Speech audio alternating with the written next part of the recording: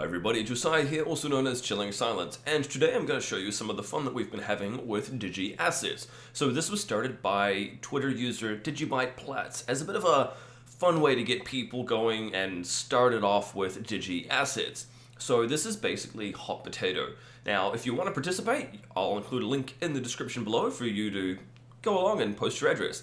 Now there's going to be a couple of things that you need to get started. First of all, you're going to need DigiByte Android. At the moment, it's still not quite ready for iOS. It is going to be coming, but for the time being, it is specifically available on Android. Second of all, you're going to need to make sure that you have build 2527. Now you can do this by going in your app and checking in the settings under About. And it will tell you at the bottom there, it'll say you are on build 2527. This is the latest version, includes a bunch of fixes that we've been working on lately, and it just helps to make sure that you have the best experience. Third of all, you're going to need to make sure that you have some DigiByte in your wallet. So if you've just fired it up for the first time and you're wanting to get started, you'll need to make sure that you send yourself even a fraction of a DigiByte across from one of your other wallets. And then finally, keep checking back once you've posted your address. You might not get the hot potato straight away, or you might get sent it twice, who knows. So the idea here is that you will post your address. Once somebody has sent it to you, they will tag you and respond to you and say, hey, here you go, you've got the hot potato. It's then up to you to fire up your app, find somebody else's address, paste it in there, and send it on its way. So we want to try and keep it going as quickly as we can, just having a little bit of fun with it, to be honest. So this is what it looks like on Digi Explorer here. So this is the hot potato asset. So you can see here, a hot potato is just a fun Digi asset. The idea is to send it on to as many people as possible in a short amount of time, just like the game Hot Potato. So if we scroll down a little bit as well, down here you can see it's been sent on to a bunch of different people, which is really cool to see it starting to take off like that. So there is only one of the assets, so that means that you need to keep sending it on. We can't reissue it because it is a locked asset as indicated here. Actually, and if I scroll along, it will also say here, locked asset. So this means it will never be reissued again. Keep sending it on. We want to get it to a bunch of different people and just have a little bit of fun.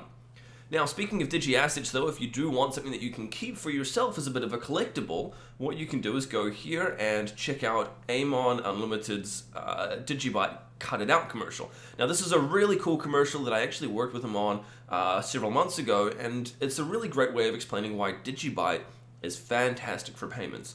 So what he's doing at the moment is he's gone and issued a collectible asset for a couple of his videos. This is the first one of 3. I believe that's going to be limited to 3 different videos. And anyway, so what he's basically saying is go along, hit subscribe, like the video, and then paste your address with a comment down in the comments below the video.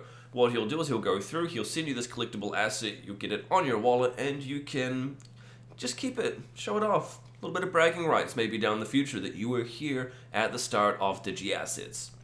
Finally, one of the other things that I've begun working on is reinstituting the translations.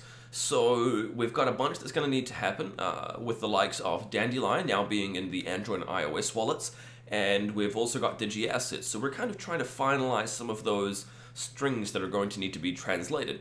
In addition, what we're doing is we're going through and tidying up some of the older ones. We're removing the references to Digi Wallet and Wallet in general. We're more going for the DigiByte app as a way of describing the application rather than calling it a wallet as such. Wallets, it's great, that's fine, there's no problems, but one of the things that we've found is a lot of confusion from new people as they come on board to this space, understanding what a wallet is specifically, why they want it, what they keep in there and the likes. Whereas everybody understands what an app is, what an app does. And so if we are simply the DigiByte app, we found it actually goes a long way towards helping people to understand what they're going to be keeping there. Something about the word wallet, for the most part, when it comes to new people that are new to cryptocurrency, it just kind of seems a little bit confusing. So we're going to be removing the phrase wallet in as many different places as we can, and we're going to simply be calling it the DigiByte app. This is also because we have DigiID and we've got Digi Assets in there now as well. So yeah, really cool. I'm so excited to be reinvigorating this and starting again. Starting again is probably not the right word because we're not actually starting from scratch. We are re-importing all of the existing ones. Now the great thing about this is we're going to be using some different software this time around. So the people who contributed last time will remember we only had a few licenses because they cost us per license per month. So what we're doing instead this time is we are going with a different platform, and they are supporting us as an open source project. We don't have any restrictions on the number of licenses that we've got, but specifically in addition to this, the translations, if we get, let's say we get 98% of the way there with the translation, it will automatically substitute the missing variables with English translations, whereas previously it had to be 100% or it wouldn't be accepted. So this is cool as well, because now we can start to get kind of broader adoption of the additional languages we haven't had previously. Anyway, so we're not quite ready there.